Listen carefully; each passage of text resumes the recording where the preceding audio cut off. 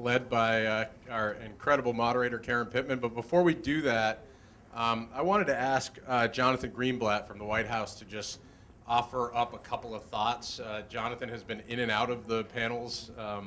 You know, I think he probably got the call from the president somewhere in the middle of the first panel. And so he's been a co-creator of this work and thought a lot about the kinds of leaders that we heard from in the first panel. And, you know, Jonathan, if you're up for it, would you just do a quick kind of represent here? We're recording, so you got to go, Mike. Thank you. Jonathan Greenblatt. So it's really a pleasure to be here. I mean, Aspen is such a special place because it's able to bring together people from sort of all walks of life to focus on some of the biggest issues of our time. And what's interesting to me is to see this session, which is sort of a combination of the Franklin Project focus on national service with the Forum for Community Solutions focus on opportunity youth. And to us, that marriage is really, really quite important and profound. I mean, as I look across the room and I see people like Senator Wofford and like Sally and Chris Gates and so many of you, Michael Smith from CASE, who've been thinking about these issues for such a long time, what's so gratifying is to know that this effort is bringing together these two strands which are so particularly important for the president. Just a few weeks ago, President Obama brought in a small group of sort of exemplary members of the national service movement into the White House, into the Oval Office, to talk about their experiences. And two of those folks are up here on the panel, Myeasha and Leonard from Civic Works. And the president brought them in and listened to them, listened with sincerity and way over time limits, by the way. And you heard it in his speech to a degree just this week in Ohio State, because the president believes that all Americans can be citizens, that citizenship is just not some rhetorical phrase. It actually is a word imbued with meaning. And he particularly believes that citizenship creates great promise for opportunity youth. And that the 6.7 million young people in this country between 16 and 24 who are not in the school system, who are not necessarily fully employed, that community, we could consider them 6.7 million latent assets, ready to be converted, ready to be ignited, ready to help power economic recovery and national renewal. And so this effort, what you're doing, and what we are trying to do at the corporation through Bill's leadership, through Mary's leadership, and through Wendy, is to think about how can we better avail the apparatus of national service to create the space for opportunity youth, and then how do we find new ways, new pathways to bring opportunity youth into, again, the national conversation. This is really critical. I'm glad you're doing it, and I'm really delighted to be here. Thank you, Steve. Thanks, Jonathan. So we're going to jump right in. Again, we'll get the bios to you at a later date. I don't even want to try to tell you Karen Pittman's bio, but she's been at it since long before the term opportunity youth was in vogue, right? We could say that.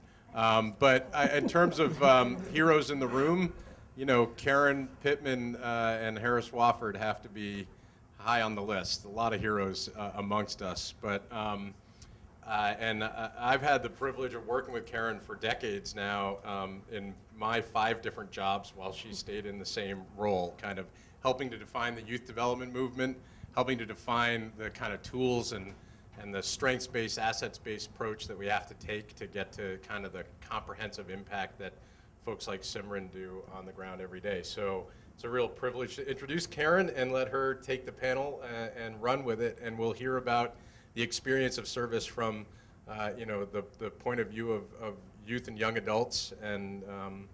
And without further ado, Karen Pittman. All right, great. I think I've got one. No, you're good. Thank you. Well, let's get right into it. We're going to get our folks introduced. Let's start with our 2 White House honored guests. We have Leonard Chase and Myeasha Taylor. And I'm going to let them tell you a little bit more about themselves. But Leonard is 18 and Myeasha is 23. And then we have, sitting next to them, we have Gilbert Bonafé, who is 24. Bonafé, sorry, after all that practicing, I still said it, put an extra syllable in. And then we have Shawnice Jackson, who's 25. And they're coming to us from Public Allies, from the National College Advising Corps, and from Civic Works in Baltimore, from 2 different jobs. I'm going to start out by having them tell you what they're doing now, and then we're going to back up and get a little bit of a pathway that lets you know how they got here. And then we'll actually start to reflect on some of the things that we heard on the first panel and get their perspective on them. But Leonard, why don't we start with you? Okay, well, how everybody doing today? As y'all know, my name is Leonard. I'm from Baltimore, Maryland, Civic Works Community Lot Team. Our goal is to re-renovate abandoned lots in the urban city and bad areas where a lot of people normally don't go at, where there's a lot of drugs and violence and going on at. We would go to the lot, pick rocks, big boulders there, plant trees, fruit trees, turn nothing into something. That's our main goal, is to turn nothing into something.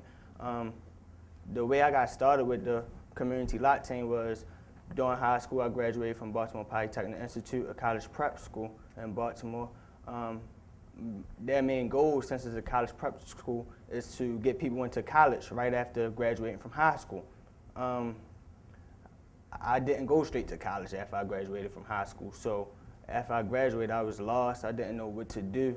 I didn't have money to afford college, really. So I did a summer program, BCLC, Baltimore Conservation Leadership Corps. It's also through Civic Works. Their main goal was to go through the woods and make new trails, re-veg and make brand new trails through the woods. So I called back like, can I work with the BCLC again this year? And they was like, no, you can't work with BCLC. You graduated already. So I'm like, well, what other programs do y'all have that I can do? And they told me about the community lot team. Ever since then, I've been working with the community lot team. It definitely affected me positively too.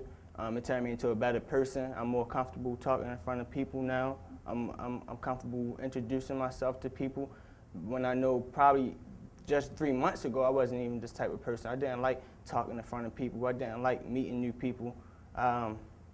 It's turning me into a leader, and I'm definitely happy with the way I'm seeing myself turn out into. Excellent.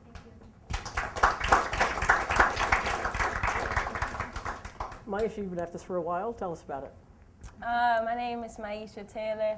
I'm originally from Washington, D.C., but I've been in Baltimore for several years because I just recently graduated from Morgan State.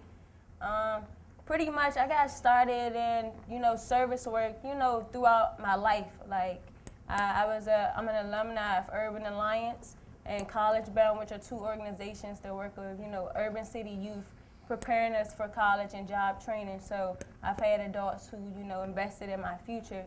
And when I went off into college, I continued that work by taking, leadership roles in organizations, getting people registered to vote, going to homeless shelters, preparing dinner for people. But I got into AmeriCorps and Civic Works through a friend and also through a personal experience with the death of my grandmother. She passed away from a lot of health-related diseases, and this was in 2011. So between, August of 2011 until January 2012, I was doing a lot of research, like how do we get diabetes? How do we get hypertension? How do we get these things? And, by asking all these questions and making a lot of observations, I realized that it was a lot of things that was related to, diet. It was related to access. It was related to education. So in that year, 2012, at Morgan, I was a member of the Morgan State University Community Organic Vegetable Garden. And that's where I initially started my experience working in community gardens, so growing vegetables. So then I joined the Civic Works family as well that year, and I started working at a community center where we had a garden space and growing vegetables with the kids. But when we first started, it just was, agricultural based. We wasn't using any cooking or, we would eat the produce, but it just was all experimental up until pretty much the fall of 2012, and that's when we started implementing more health-focused practices, so getting children to make kale smoothies and, kale salads or kale chips. I mean, that's not the only thing we grow. We grow a lot of different things too, spinach, but seeing children excited about, eating vegetables. And I said, well, I can't reach all senior citizens right now, but while I'm here at the Good Now Community Center, I can be working with children to get them to start thinking about why it's important to eat vegetables and having to cook different ways, so that when they become adults like myself, they'll make healthy eating options, or have a healthy lifestyle. And that pretty much brought me into Real Food Farm, which we partner with. It's 2 partnering projects of Civic Works, Real Food Farm and the Good Now Community Center. So with both of those projects, I'm constantly involved in a food system movement to end food insecurity in Baltimore, because in our communities, we don't have a lot of healthy food access. So I'm really passionate about, working to alleviate that, whether that's in community gardens or doing health education. So that's a bit about what I do in Civic Works. Excellent. Gilbert. Hello, my name is Gilbert Bonafé, and I just want to start off by saying that it's an absolute pleasure being here. I currently work for the National College Advising Corps, and I'm here also representing the National Council of Young Leaders. As a member of the National College Advising Corps, I am a college advisor in a small rural high school in Pennsylvania, Greencastle, Pennsylvania. I'm putting them on the map.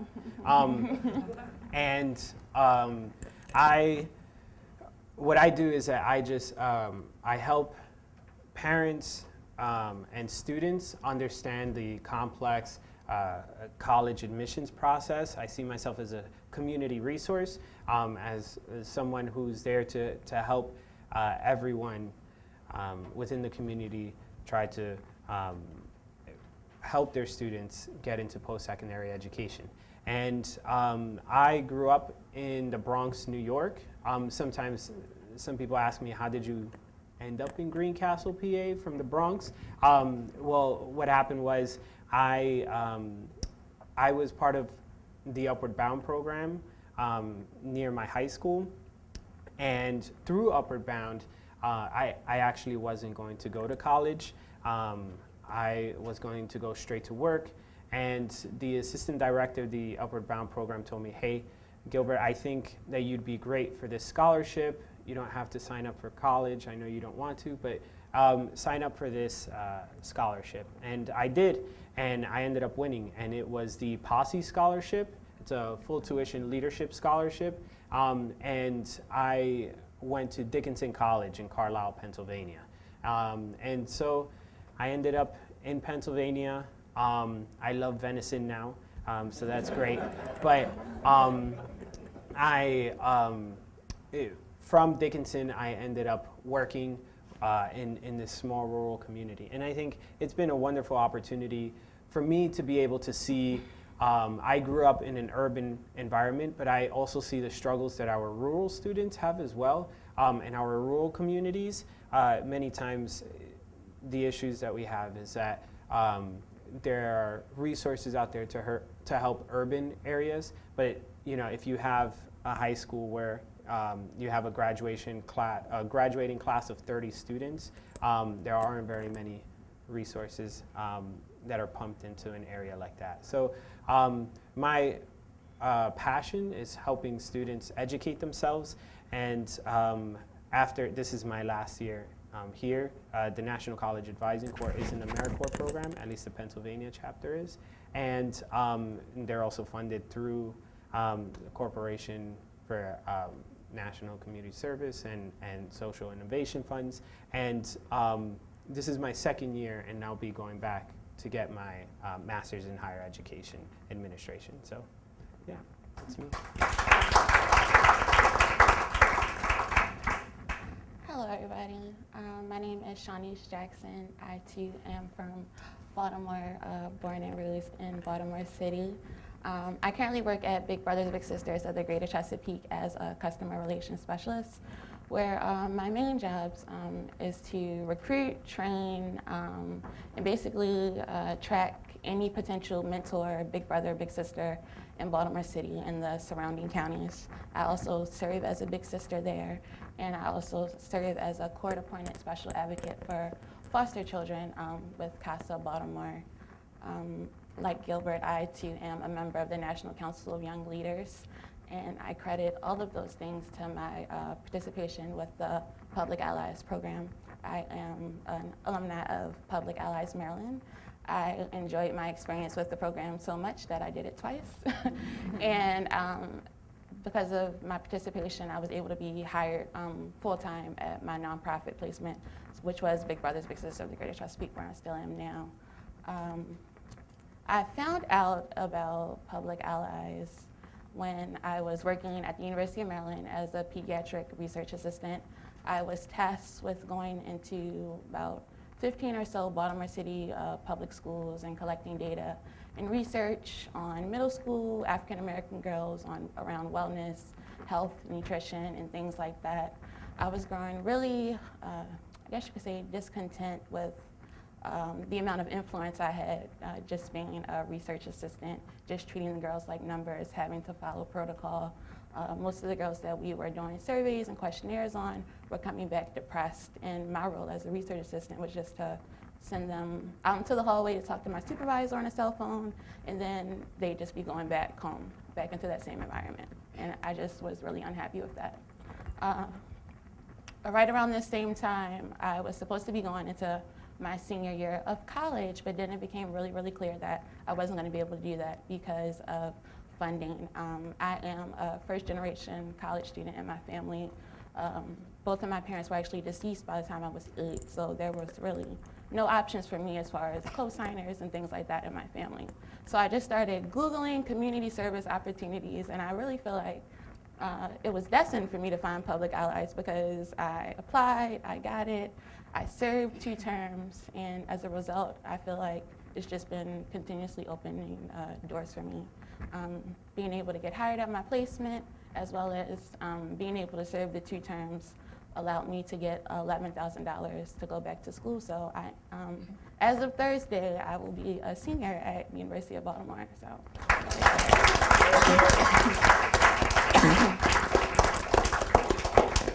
So that's terrific, and I'm going to come back and talk more about some of the skills that you all mentioned that you feel that you're building through service. But let me just start with a basic question, and I'll start with you, Shawnice.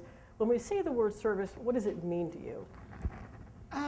When I think about service, for me, it just means setting aside your own personal agenda and just really humbling yourself and helping someone else, taking the time to just help someone else up. And that's just my general idea of service. Others? My idea on service is commitment and dedication, because you gotta want to do it. Since you just give me your time, you could be doing something else to benefit yourself. But since you're not worrying about yourself, you're gonna go help somebody else, and you gotta really want to help somebody else to help them. So I say commitment and dedication. It would come to my mind when you say service. Okay. When I think about service, it's a proverb that that I heard frequently when I was in school. It is, I am because we are, therefore I am. And you, as an individual, you can't live without your community. So, we all play a part. So if I'm not, doing my part to serve or to empower, or to engage, then, it's pretty much left in the air. So it's just like everybody should, play the part, because we all come together for a circle. Whether you're from a different race, gender, ethnicity, it doesn't matter. It's just about engaging people and empowering them to become, better people, and to be able to, what's the word I'm looking for? To come together as a whole. That's Unity. Unity, yeah. Unity, all right. I don't think I would be here today, and I know that's a bit of a cliche, but I wouldn't be here today if it weren't for the different programs that helped me out, and the different people throughout my life that have pushed me. If someone didn't bother to create something like the Posse scholarship program, I wouldn't have been educated, right? And so I see service as a necessity, and I see it as something that everyone at some point should try to participate in. And I see myself as just a small cog within a larger network of different moving parts, because I think that without people in service, you know, we won't be able to enact change or true change. So. And do you all feel that that's, your point of view is unique among young people 16 to 24? Are you unique in having this belief in service as commitment, a necessity?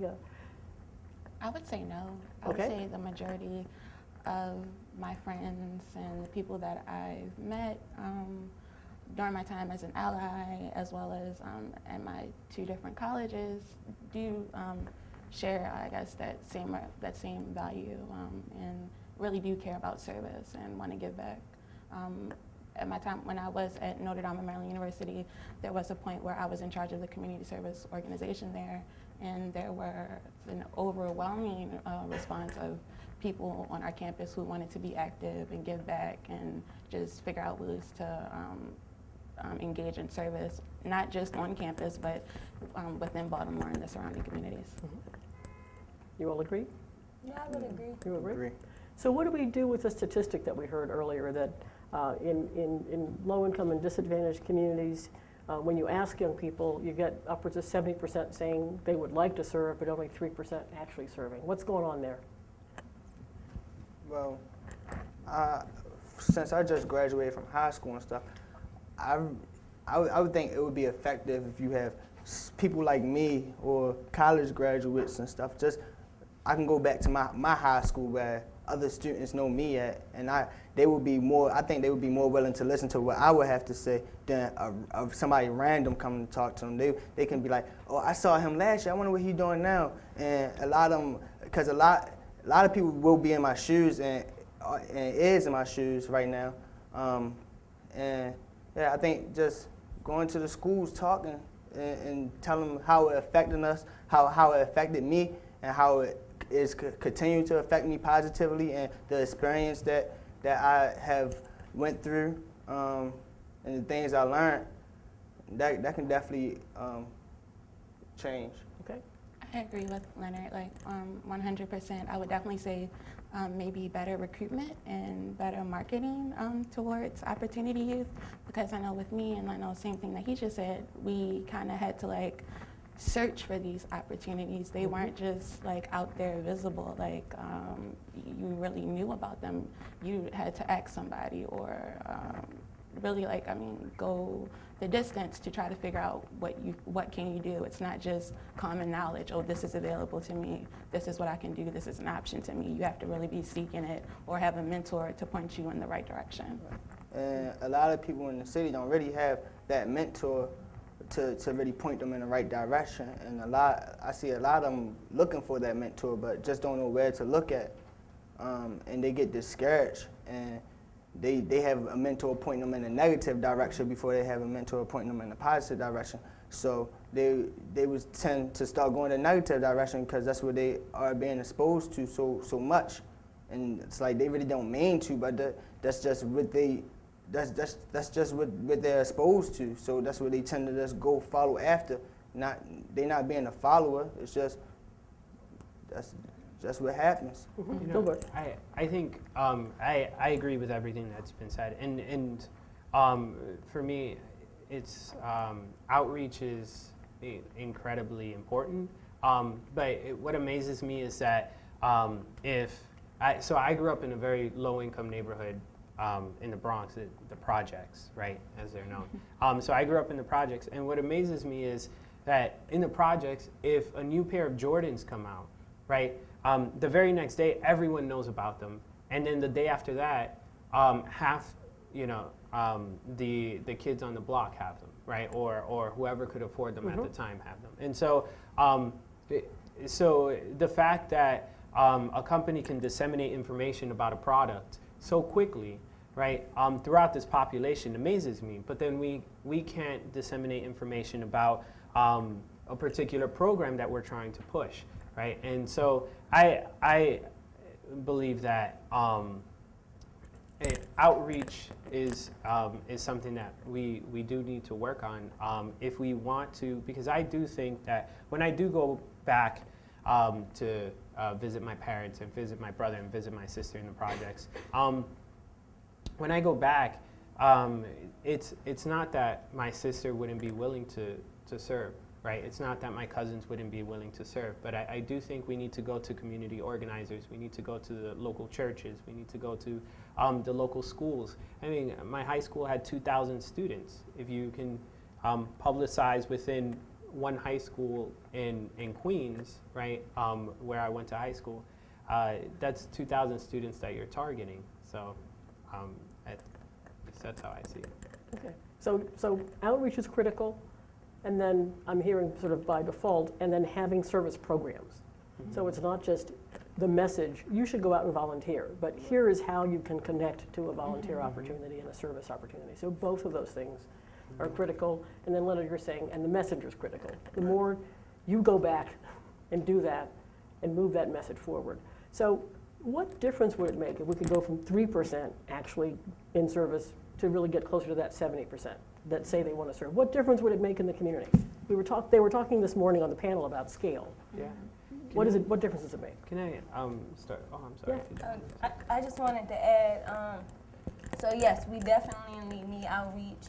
You know, we need community involvement, but we also need funding, because when we're talking about, you know, communities where there's low income, there's also no jobs, you know? So having, you know, these opportunities where people can get paid, because if I already don't have a job and you asking me to do community service, then how am I putting food on my table? So it has to be some type of exchange or some type of thing in place. And programs like Civic Works and other AmeriCorps programs, they do offer, you know, that job training or, you know, access to colleges. But it should be, you know, maybe we need more, you know, more programs like that, or like they said, to have that pushed in the schools so that students or young adults are getting, you know, prepared for jobs, or getting CPR first aid certified, or learning how to drive Bobcats like Leonard, so that we can be, you know, efficient as young people and viable citizens of America. But we definitely need, you know, money. Absolutely. So outreach, organized programs, real transferable experiences that you're learning in the service, money. Anything else you want to add to that list? Well, I just wanted to respond to your question about what would the impact be. And I think you have two, I think, great impacts that you would have in the community. So one is, and actually there was this, or I've been told that there was this marketing executive that decided that to start lobbing the heads off of, not the employees, the mannequins, right? And from what I've been told, he took the heads of the mannequins off, because then the people can see themselves within that dress or within that suit much better than if the mannequin had the head on. And so I think that it's the same idea with having our youth participate within these service opportunities, that if you have someone and they do say, like Leonard said, oh, you know, I know him and he grew up on my block, and he, you know, I remember he went to jail for a couple years, but look at him now. You know, he's cleaning up the same graffiti that he put on that wall. He's rebuilding. She's planting some trees. She is tutoring at the local high school. So I think if you have that, and then you also have the people that are actually doing the service, which they're getting the skills that you mentioned before. So I think it has a twofold impact. The twofold impact. Anyone else want to comment on that? I think it makes it better area. Since I work in the city, we take nothing, literally nothing, into something. And I just see people come by and they, oh my gosh, that's so nice. What type of trees are y'all planting here? somebody else walk by, they start conversation with them, a random person, like, you see what they doing over here? Like, last week, something very crazy. It was just crazy to me what happened. I'm at work, we're fixing up a lot, and some random guy just walks in the lot and start cleaning up. He didn't introduce himself or nothing. He just starts cleaning up the lot, and everybody looking around like, let him clean up. So he cleaned up and he left out, and he didn't introduce himself when he left. He just left and like had the bag of trash and looked at us. We looked at him and he just threw it away. So that just shows like a random guy. And like one time it was a drunk guy. He normally be around the area that we work at, starting trouble. People don't like him, but he was drunk again. He's a drunk guy. He was drunk. And he came to help us this time. He helped us like, oh, this is pretty what y'all doing. Can I help? And he started helping. He just started making music, clapping his hands, had everybody singing along and stuff. So that just shows like how one positive thing can just influence just a negative area to a positive area. And everybody make sure that our site is clean. The newspaper guy in the morning, he gets there 3 or 4 o'clock in the morning, and he sweeps up the whole area before he starts selling his newspapers. So, wow. yeah.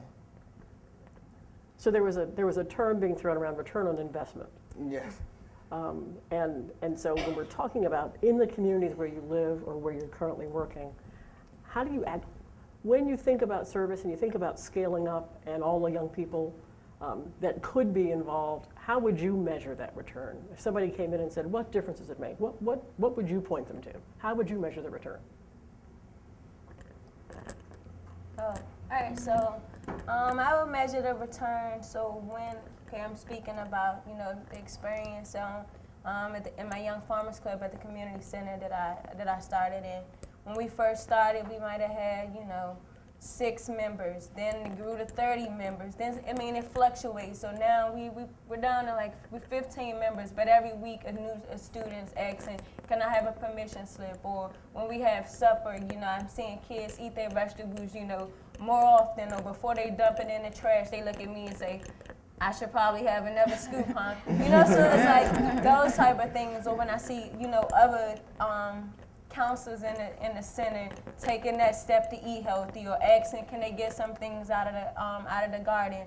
Or when we have field trips to the farm, making the connections to the type of foods you eat or how you can prepare them, and for young girls to say, oh, that's what that is. Like, for example, we had a field trip to the farm, and we had some spring onions growing, and I'm like, when you buy fried rice at the carryout, those are the onions that you're eating, and I'm saying, oh, that's what they look like. Oh, they taste good. I want to eat them more often. So making those, connections to people that, want to consider eating healthy, and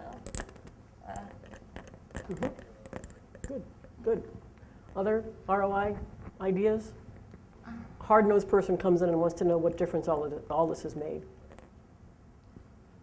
What difference it all has made, or what success looks like? Well, Like, ask both of them. you can interpret the question however you want. Return on investment. Well, Go ahead.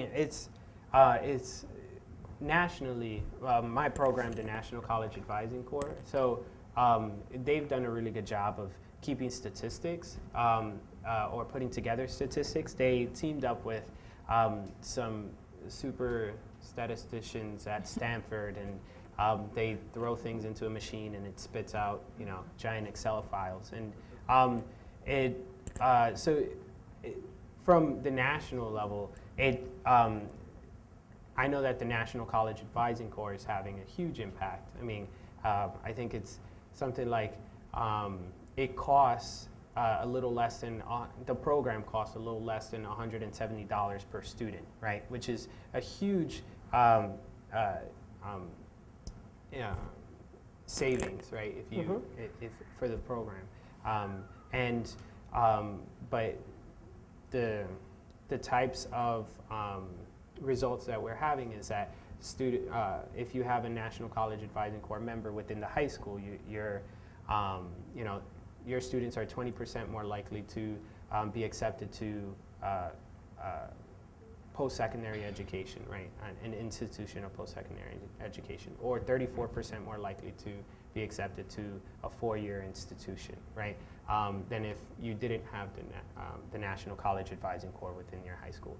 But me personally, I think I go after the students that wouldn't normally be going to college, right? So we have students that work on farms, or whose families are farmers, right? And I try to tell them that it's important for them to be educated as well, right? Because it's hard to have, it's hard to explain the value of green initiatives, right? And for example, making maybe a more eco-friendly, having a more eco-friendly tractor or something like that. So, but if they go off and they major in agricultural sciences, then learning that. And so I personally have seen success stories of students that I have sent off to 2-year programs or certificate type programs where they're able to gain the skills that they need in order to come back to the community and rebuild the community. And I think the return, at least for me, I won't be able to see it anytime soon, but I think hopefully in a couple years we'll be able to see it when these students come back and give back to the community. So. Okay. And Leonard, you started off talking about, you gave us a list of skills and competencies that you feel you've gotten even in the past 3 months. Right. Why do you think you were able to get those skills through your service commitment and not in high school or in college? What was the what did service do? Because with my job, I'm not gonna say they forced me to be a leader, but they made me feel more comfortable being a leader. I was timid and shy back in high school, but I never really had a chance to figure out how to become a leader in high school. It was more just books, schoolwork, raise your hand when you ask a question. But once I got to work, it was more, okay, look, you're in charge of this group of people. These group of people, since I was just graduated from high school, everybody else was college graduates. I'm sitting there, I'm in charge of a group of 10 college graduates, and I'm telling them how to work. One guy came to me, he's like, how old are you? I told him how old I was, and he was 21. He's like, oh, I thought you were older than me. Because just because you're in charge, I asked him, like, do I look older than you? And he was like, no, just because you're in charge of a bunch of people older than you, I thought you were older than me.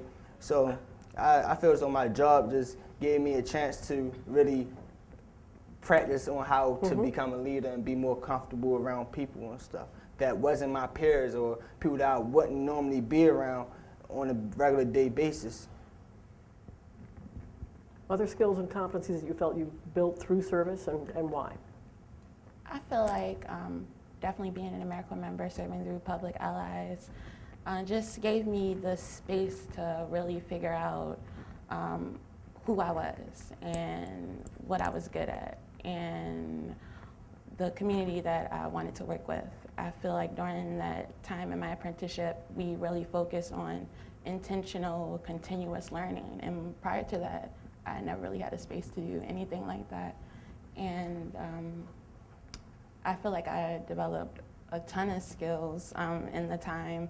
A big part of the Public Allies program is leadership development training. 1 day out of the week, you are in professional development training. So we learn a lot of things that I still use today, like we did grant writing and like fundraising and public speaking, all of these things that I feel like I'm drawing on today, and I'm pretty sure I'm going to use them in my future. So. Yeah, Myeasha. I would say since being a part of Civic Works, I have, I wrote like my first grant. I didn't get it, but it was my first try. I learned those skills, how to work with children and, work, like to not be, yell at them if they do something wrong, but how to be, gentle with children, like how to write lesson plans, how to you know, modify lesson plans for different age groups, cross-cultural communications, because, you know, I grew up in a predominantly black neighborhood and community, and even at my university, so how to talk to people, you know, different, you know, races and share my story. So I definitely, and even in gardening and farming, because when I came in, it was a lot of skills that I didn't know. Like I learned how to build a hoop house with farming, learn how to use tools. I don't know how to drive a tractor yet, but that's on my goals to do before I leave. But those are some of the transferable skills that I learned. So you're either working in communities where you grew up, you've lived for a long time, or you ended up there because of college and you stayed. So you've got some connection to that community. If I ask you if you know either the outside of the programs that you're working with, do you have a sense of where and who the other service folks are in your community? How much is public service brought together? How much do you have a chance to add up and look at what's going on? Well, through my area, I really don't know any other service that's going on there. That's just all. I don't know anything about any other. It's not advertised. Nobody tells us. We have people come knock on our doors about BG&E bills and stuff like that. I think you should have people knock on your doors like, hey, y'all want to come out and volunteer one day? You're not doing nothing Saturday. Come out and volunteer with us, making a positive impact on the community. Stuff like it's not advertised at all. But even if you're in a service program and you don't know who the other service programs are? Not really. I know of Blue Water, but I don't know where they're working at. I know of them. I don't know where they're working at. I don't know when the volunteer days are. If I wanted to volunteer, it's normally, if I find out about volunteer day, it's normally through my boss or somebody, so a head telling us about, oh, it's a volunteer day going on this day, and he tell a group of people. So I think public allies is a little bit different, whereas you're in a program with about 24, 25 other individuals who are at other service organizations in that same area. Outside of that, I feel like because of my experience and being exposed to all those different allies and their amazing organizations, I made an intentional effort to figure out what are those other assets and organizations who are working in the Baltimore area. But you had to make that effort personally through your own connections. Yes, networking. I think for me, I know who the other college advisors are within Pennsylvania because we form a network so that we can help each other. But as far as service organizations go, and I think this might be because I am in a rural area, but I haven't seen any other service organizations. But I think that local churches, pick up that load, the lack of service within the rural area. Okay. So, all right. Well, I think it speaks to, there was a question earlier about how do you think about, understand, and build the community infrastructure around this, the civic infrastructure, and how do you get these conversations to go locally? So I'll let you all think about that a little bit more. What would you do to really make sure that the folks who are committed to service in your communities ever have a chance to get together and add up the impact of what they're doing? It's hard to understand. I mean, you may get a return on investment on getting more young people to think about college, getting young people to think differently about the foods that they eat, getting them to think differently about their public spaces, but all of those things are elements of making a healthier community and a more economically vibrant community. How do we add them up? So let me open it up for questions, and there's a question right away. First of all, thank you guys so much for coming to talk. It's really great hearing you guys speak about it. I'm 24, and I work in service, so you guys are like my brothers and sisters in service, I guess. But I wanted to ask, I love working in public service, right? But it's very frustrating sometimes. For me specifically, I want to change the world, I want to fix the world, I want to eradicate domestic violence, right? And every time a new person comes in, I'm like, I didn't do it today, but maybe tomorrow. And so for me, it's been a challenge to try to think about changing things one step at a time and kind of taking it back. And I wanted to hear what your frustrations have been, either your own frustrations or maybe your colleagues in public service, and how you guys have found ways to deal with that either internally or advice that you would give other people going through that? Frustrations. I can speak about recent frustrations. So our office is located within inside of a school. It's about 3 schools inside of our school, 2 high schools and a middle school. And you need 75 service hours to graduate. 75 service hours to graduate from high school. So what we did at Real Food Farm was we created a service learning opportunity where you come to the farm, you get a tour, you get some free food, and you do a farming project. So pretty much we've been pushing the initiative. It's for 3 consecutive Mondays. We've been pushing it for like 2 weeks.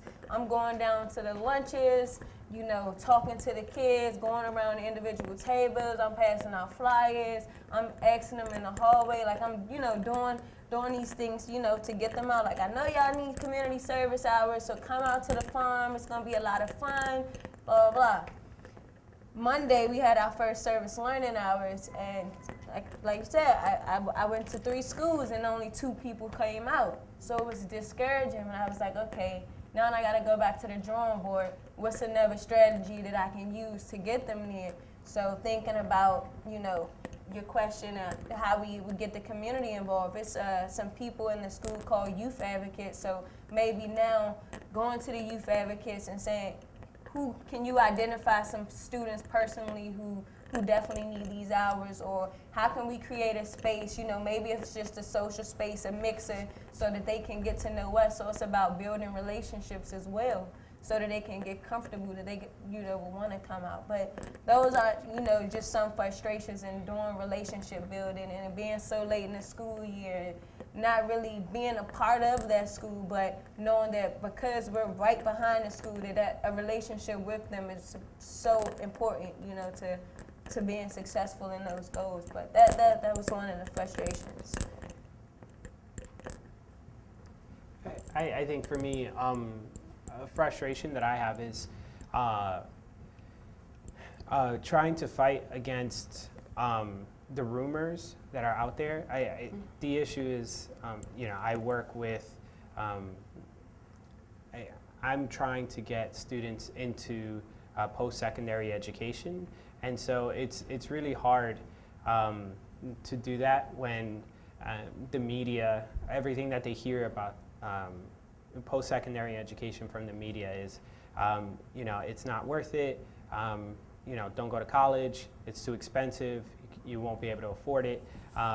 And so trying to fight against that seems like an uphill battle, but then they also hear it from their leaders, they hear it from their congressmen, from their senators, and that's discouraging to me. So it is not just that they're hearing it from the media, but they're also hearing it from their leaders, that further educating yourself isn't a goal that they should be aspiring to, because I humbly disagree.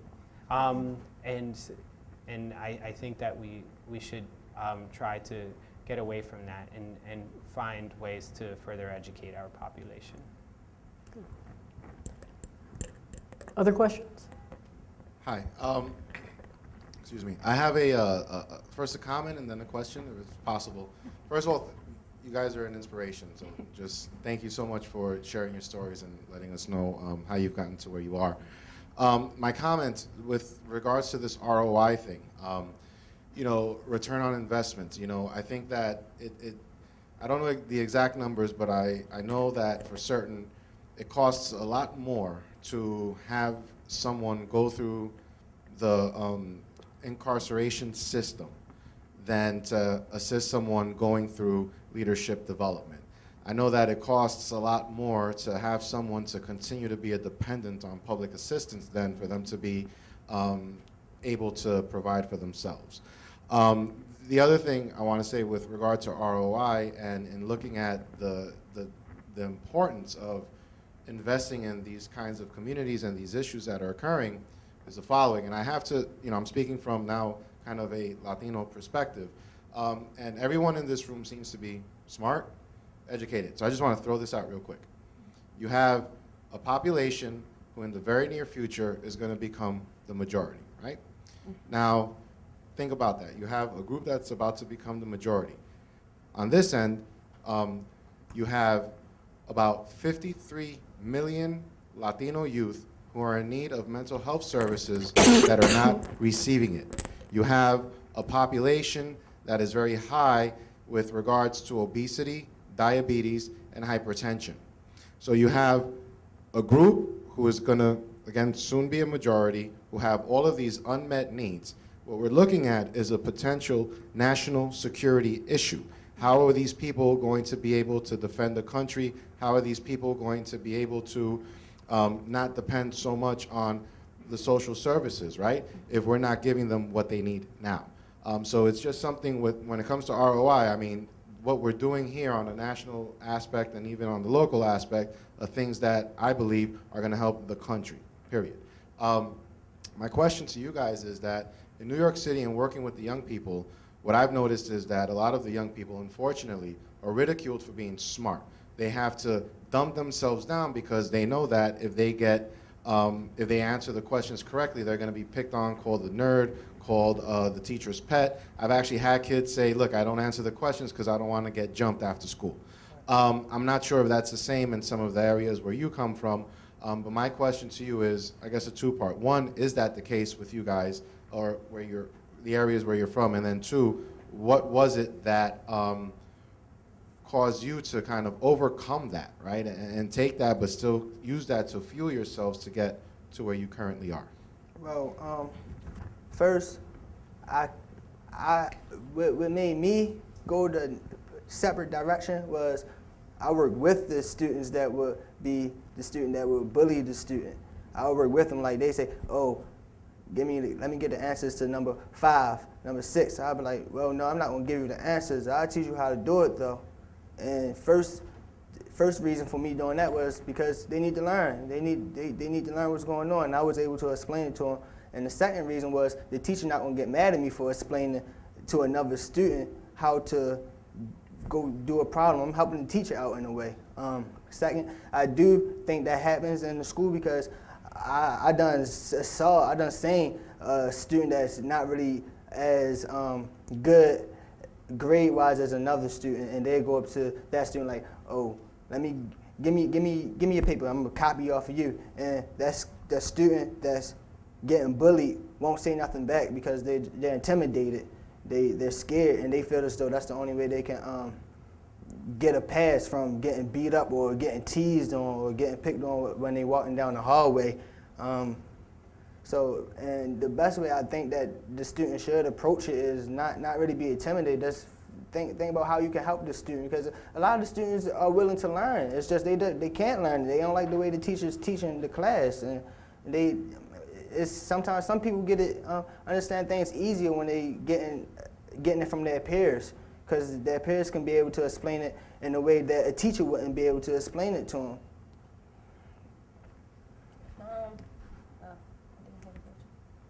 You have a quick comment you want to make? Yeah, I was going to say that I definitely agree with Leonard. I mean, when I was in high school, I was called a gangster nerd.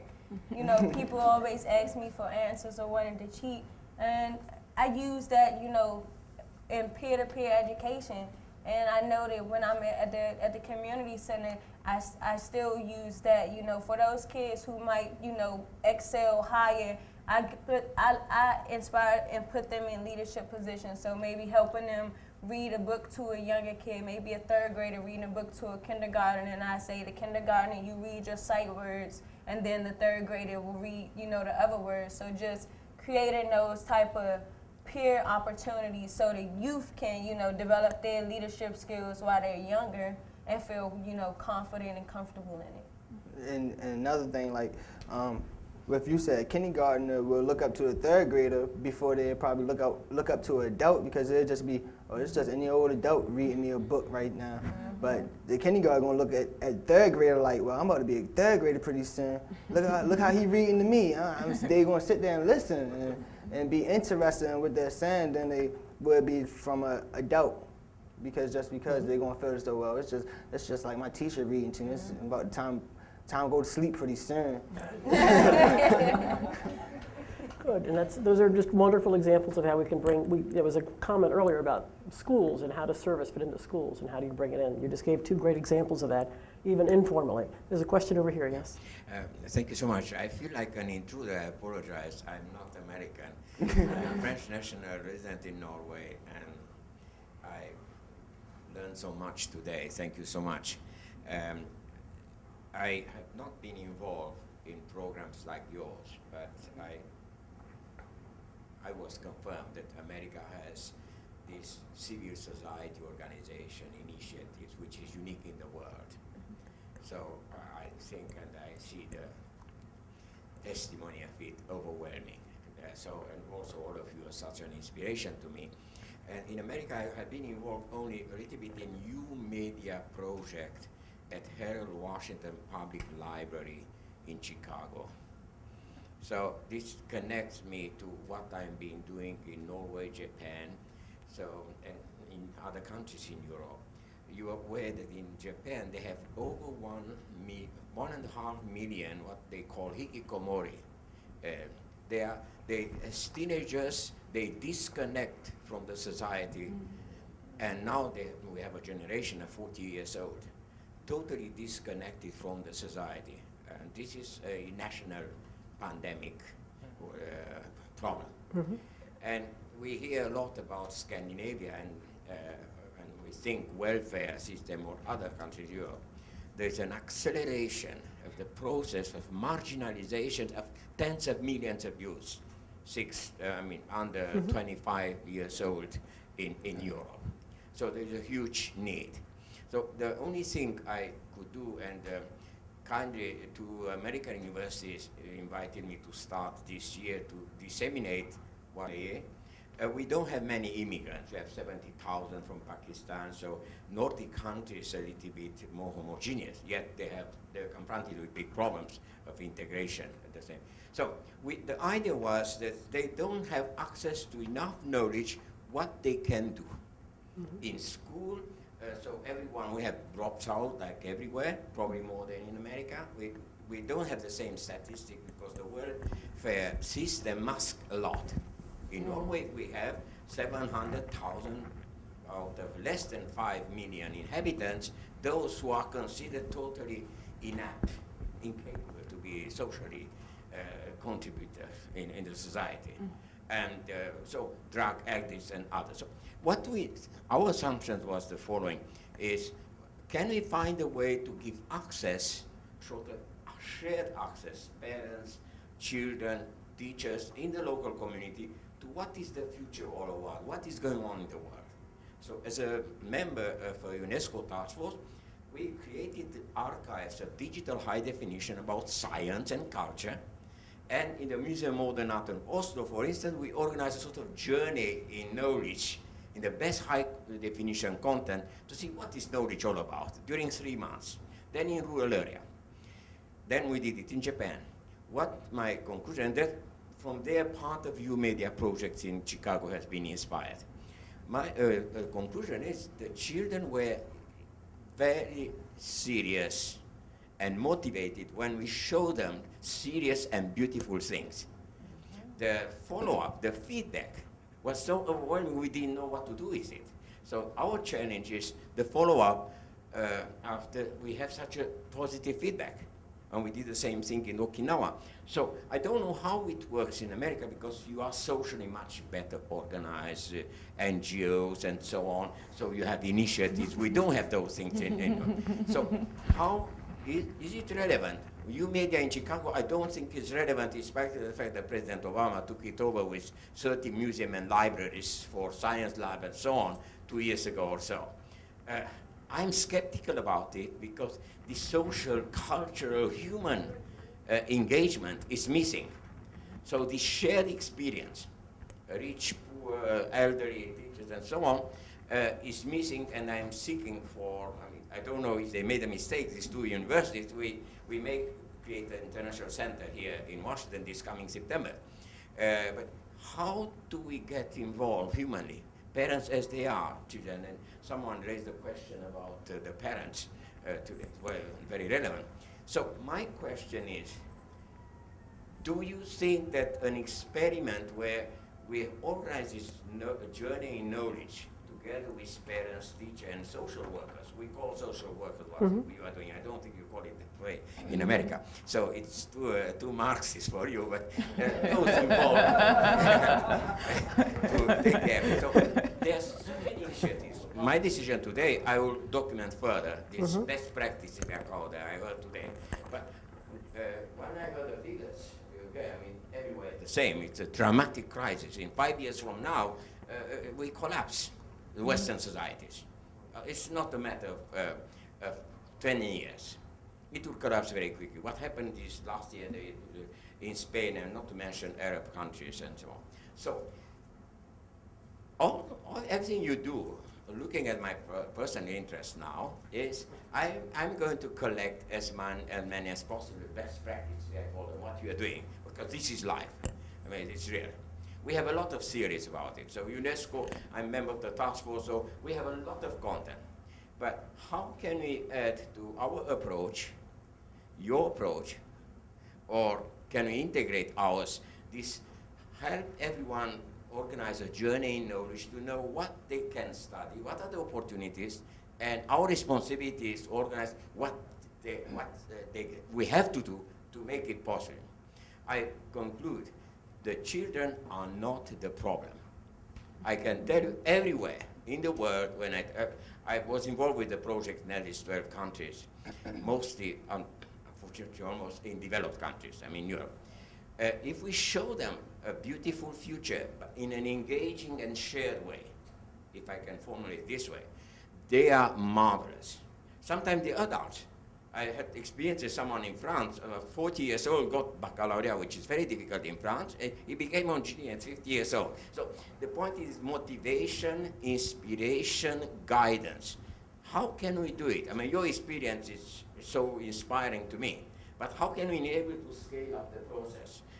I'm theoretical in this compared to what you're doing daily. So thank you so much. I'm really grateful. I learned a lot. So, Gilbert, tackle that. yeah. Well, in a word, I guess just to tackle the question, how can we scale up the process? I think Myeasha had it right that we need funding, and wherever we can get funding, that'd be great to be able to do that, because then and once we have the funding, knowing how to properly utilize the funding, not just throwing money at the problem, but utilizing the funding correctly.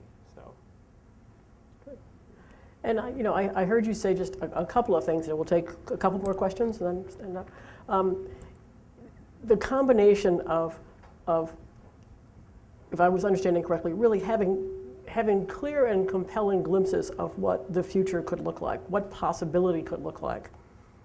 In terms of these videos that you're putting together, and bringing them to people, young people and adults, in a way in which they can collectively see them, think about them, talk about them. That combined with actually believing that you could actually do something to help your community become that picture, to help the young people in your high school, to help your streets, your gardens, that you could be a part of the transformation process, I think is what's empowering. So that's, and thank you for that, because what we were hearing was lots of stories of small transformations. And I think, the word scale came up earlier. How do we get this to scale? And we have to not only scale up the number of people that we have, sort of engaged in public and civic service, we've got to scale up the vision of what it actually looks like in a community. And a part of that, I think, is a combination of really getting ownership of a picture of what it should look like, and then having a very clear sense of how we can contribute to that and how we then organize. Then we get to Myeasha's, and then we got to have money. At that point, if we've got all of those things together, now we need the glue of actually providing those stipends and just enough of the strategy to get people who are now motivated to move forward. So thank you, we appreciate that. There were a couple more questions over here. And we'll try to keep our answers short if you keep your questions short. Patrice Crama from Annie Casey Foundation. Patrice. One of the things that came to mind with your question to me is why today is different and just the really low number of jobs that are available for youth. And you know, we're at the lowest level in more than 50 years. And 50 years ago, a young person could go out their back door and find a good job at a manufacturing facility or at a local restaurant or a hotel.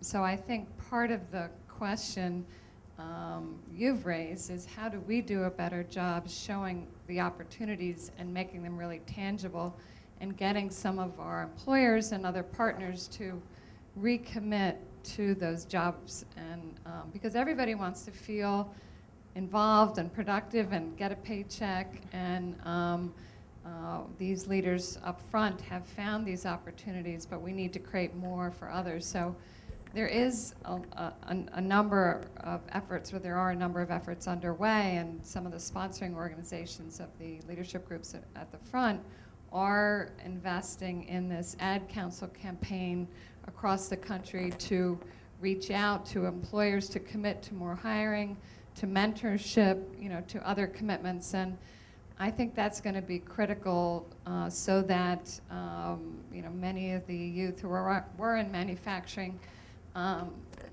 probably 75% no longer are, those jobs can be back on the table and those opportunities, so they're not just limited today to retail, hospitality, and leisure activities. So I think this ad council campaign is going to be really critical to get employers to step back up. There are great examples, more than 22 organizations that are doing earn-learn partnerships.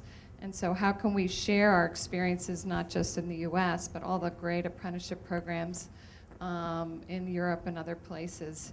And then to the point earlier about, you know, a lot of youth don't see the value of education because of media and society today. I think the Ad Council and the same organizations are going to have a second phase of this media campaign. It's going to be targeted around youth, so you might be able to provide definitely great input into that. So what should the messages be to youth? We'd love to hear from you all on that so we can inform that process. So just one thought on that question. Maybe provide an information. We started with the Ministry of Education in Japan, the Institute for New Learning, right there. And they created more than test jobs, 2,000 jobs so far. We have a process, but the transferability, it should not be just professional consulting. I'm very careful about it, but they are working hard. The Japanese are very serious. Good. So I guess my question gets to the next step beyond engaging youth. I think for the future of public service, we want to see folks like you build careers in service. And so I guess I have a series of questions related to that. I guess specifically the extent to which you would see yourself wanting to pursue public service further in your careers, and I guess the things that are attached to the programs that you're in now that are helping to support that, whether it's giving you information about future job opportunities in service, or information about education, further education that you might want to pursue in order to continue a career in service. What kinds of information and supports are you getting in that kind of area? And are there other things that you think you might need, or information or supports that you might need to continue in service? And also, I think, you know, not everybody does service, but maybe the things that we might be doing to support other career goals too, that you know, are working, or that you feel that are good, or that we should be doing. I consider myself to be a public servant for life. I'm pretty sure that I'm going to be in this field forever, and that this is the work that I want to do. One thing that's been helpful for me transitioning out of the Allies program is they have a program just for public house alumni that they're working on right now. It's called the Pipeline Project, where basically it creates space for you to talk with other alumni, post job opportunities. They give you information about different types of training and other continuous learning opportunities and things like that. I feel like another support that might be helpful to continue to advance in the field would maybe be examples of leadership who have had this same type of public service experience that I've been there, and you can do it too, kind of like Mr. Ramos that was sitting up here earlier. I think, if I could just respond as well, I think what's important is also to try to support those that are in service right now, because I know, at least for me, one of the reasons why I decided to continue to educate myself and get my my master's, which I'll be getting next year, hopefully, is because of my AmeriCorps award, right? And I'm not saying this just because the director of AmeriCorps is here, but because of my education award, I was able to pay off my undergrad loans, and that kind of gave me the confidence that I needed to apply to those schools, and hopefully, I'm hoping that the rest of the college advisors across the country will be able to get the AmeriCorps award as well. But I think that with programs such as that, we need to support those in service, whether that be, offering them opportunities to further educate themselves, or offering them opportunities to give them leadership development, right? Or teach them how to write grants, or teach them how to market the nonprofit that they want to put together, or the nonprofit that they work for, things like that. Okay, good. Well, I'm sure we're out of time, but if each of you have a last word, and by that I mean maybe 3, that you want to make sure these folks leave with, I'll give you 30 seconds. 3 words or? 3 words. Prepositions don't count. What's the bumper sticker message you want to leave them with? The bumper sticker message is, I am because we are, therefore I am. Okay. And to whatever you do, to always think about the community you came from, or the community that you could possibly be impacting. Because, like I said, when it all comes full circle, and we all need each other to, make it. Right. 3 words? You said 3 words? I did say 3 words. She didn't follow the instructions. It's going to be very clear. So Steve is going to pull us off if you don't, but 3 words quickly. Go for it. We want to serve.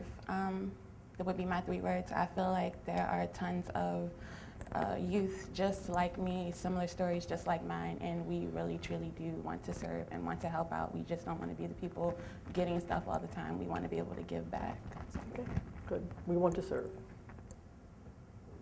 They said everything. Gilbert, 3 words? Education is key. Education is key. All right. Thank you all so much.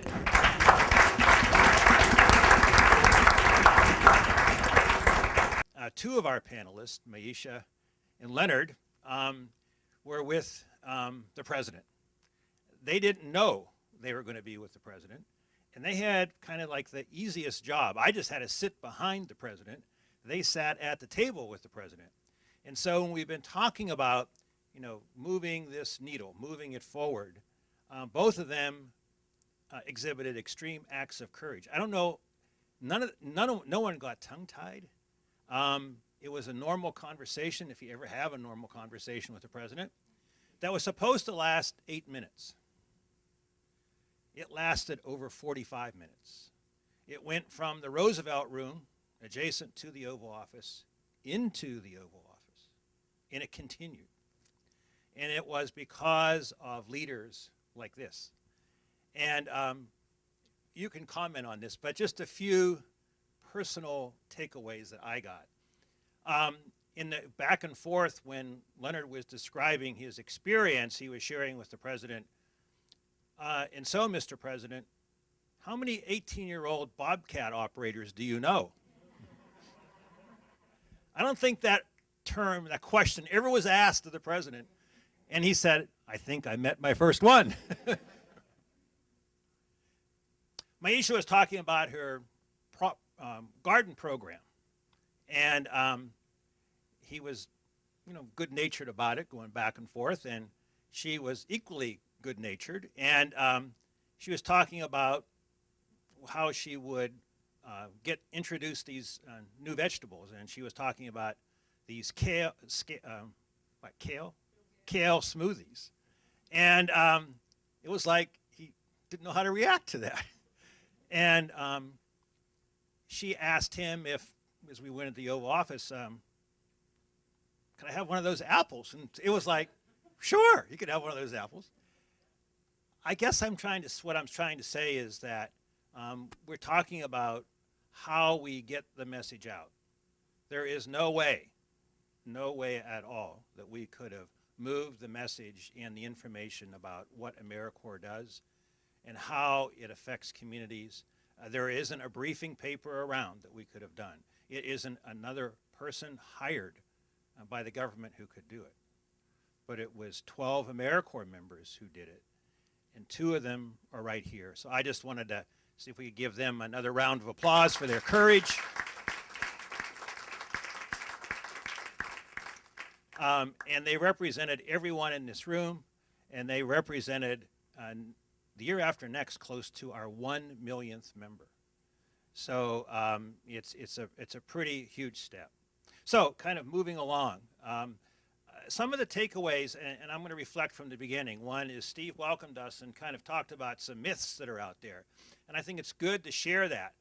It's also important to know what we have in common. And I think when Bridge talked about this whole idea of this connection to hope.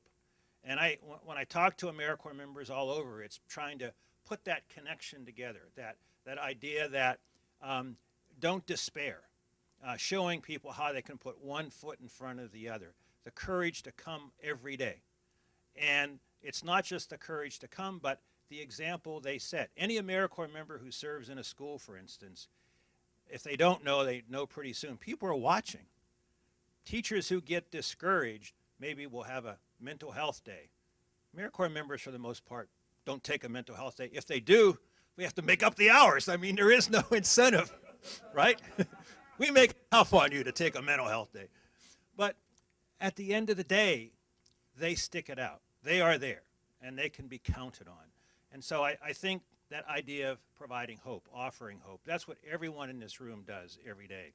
Wendy talked about, to a large degree, some of our major efforts where we're building momentum in these new initiatives. It's not just a litany of programs, but it's a new way of building national service as a strategy to address some of these chronic issues. And she used the example from FEMA. When you look at how FEMA responds to disasters, they have this reserve corps of individuals. This reserve corps of individuals, for the most part, looks like me. Take a look. So what happens when we have these huge disasters? Who are the most impacted by those disasters? It oftentimes is not people who look like me.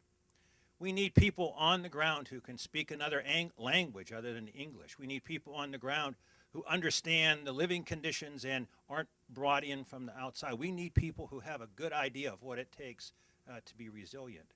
And so having this idea of having FEMA engage national service as a strategy to be able to respond quicker is a new idea.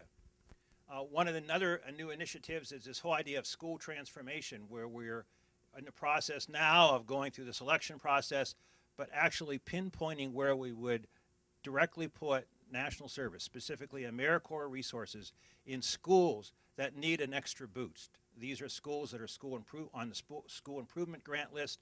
These are the schools that have the highest rates of kids not reading and not graduating. The idea, again, is how to use national service as a strategy to lift up kids in those schools.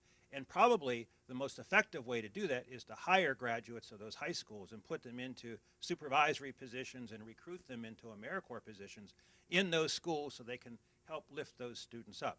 Kind of like the experience Leonard was saying in his school about how there are some effective ways with people who come back to those schools that can lift up that student body. So some kind of, I guess, challenges that I want to leave with you, and maybe some takeaways that we can kind of reflect on and see how they make this work.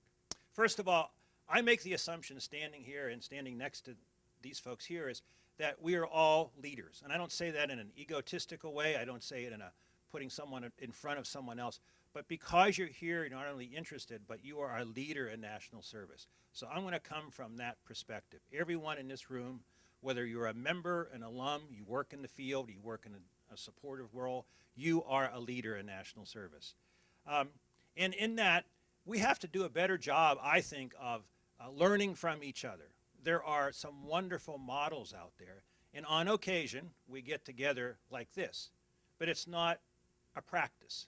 I mean, we may have a national meeting here or some activity here, there, but we don't come together. And I thought just before I came up, it was kind of interesting that that was one of the responses and one of the questions is how can we get together? And someone said about the silos we have, and we do have them. I think one way to break them down is to come together more often. So Steve and Bridge hosted the first meeting, and I'm just going to put the challenge out, who hosts the next one? And I would say 3 months from now, maybe once a quarter, we have a convening of national service leaders, and it's this broad definition of leaders, so that we can share best practices. We can share research that shows that return on the investment. We can look at new ways of recruiting members. We can elicit ideas from members in terms of how to make continuous improvement. We need to do that. And we at the corporation aren't the appropriate ones, I don't think, to convene these meetings. I think it rests in the community. We will be part of it, but I will throw the challenge out, and that is, and we have to think about, geographically where we do it, but I'll just say in the district area, some national service program or supporter would convene 3 months from now and work on an agenda and focus on a topic and bring all perspectives to the table, from our customers, which are our host sites and our members, to people who sponsor programs, administer programs, funders, etc. But we have a learning community that we build step by step, so that we learn what we can from each other, we are supportive of each other, and we learn the best practices of the day. A couple things that were mentioned, and I want to talk about it because they're kind of new initiatives for us, and that's this whole area of serving veterans. I think it was briefly mentioned, but I want to go into it for like a minute or two. Why? Wendy talked about the number of folks coming back from the wars. It's roughly 250,000 a year. Most of the folks coming back are folks who enlisted in the military. Most of the people who enlisted in the military are coming from opportunity communities, if you will. So what do they come back to, and what do they do in the future? And so I'm going to throw out another challenge, and that is, I think that we should figure out ways to recruit individuals coming back from the military, or individuals who are from the military to serve as leaders in AmeriCorps, as helping lead our effort. To give an example, when Hurricane Sandy hit New York and New Jersey, the person who was listened to quite a bit by Governor Christie's staff and the governor, and this is, sometimes it's hard to get him to listen, but at the end of the day, it was an individual who served 2 tours in Iraq, who was a member of the National Guard, and led an AmeriCorps team. That is who state officials followed in terms of setting up responses to this disaster, of creating volunteer centers, of creating opportunities for folks to help each other out, because he had experiences working with nothing, working when the book didn't have anything to say.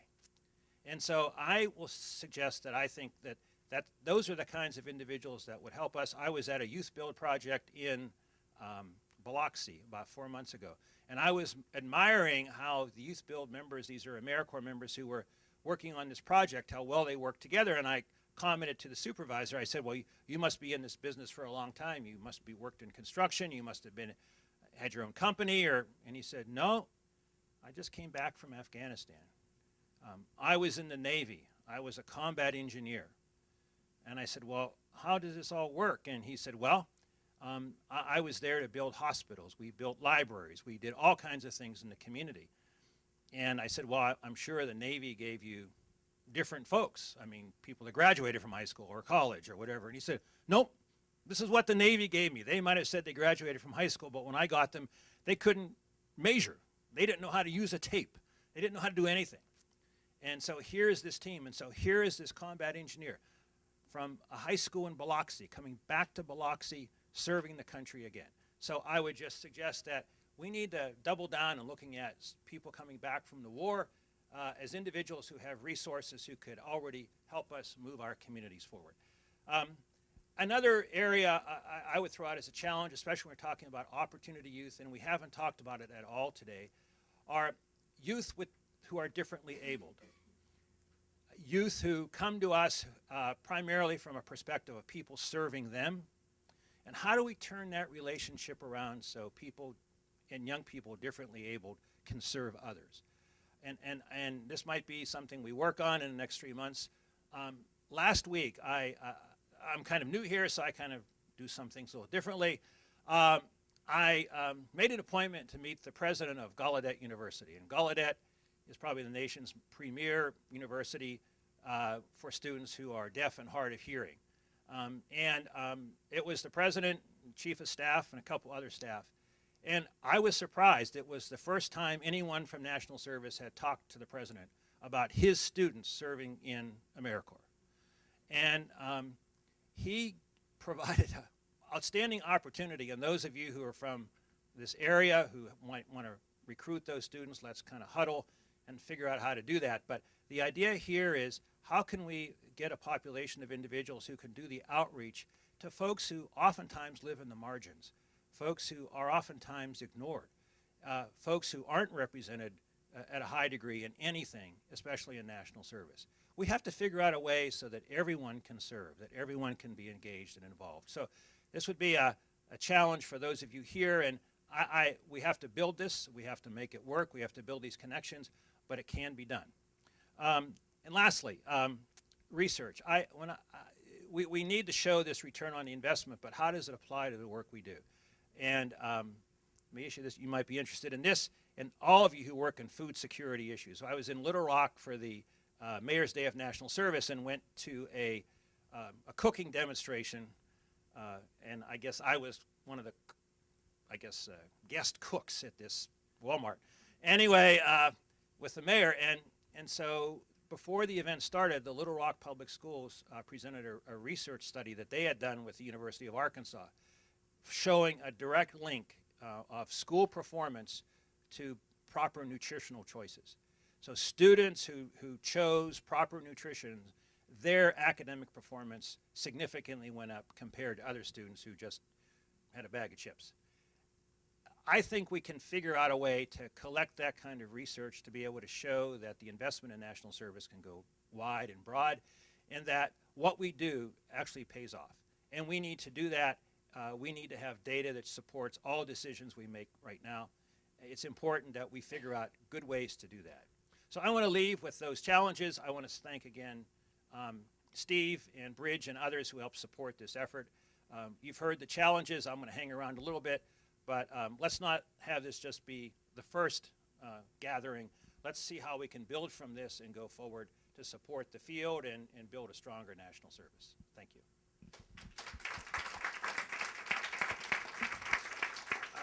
Okay, one more. Thank you so much, Bill. And it's really obvious that there is so much momentum, right? The momentum we talked about in the beginning, inside Aspen, looking externally about scaling up the national service movement, the work we're doing on the Forum for Community Solutions and really supporting communities that are solving their most pressing challenges themselves, and how do you create that self-reliance, or what Harris and Gandhi would call Swaraj.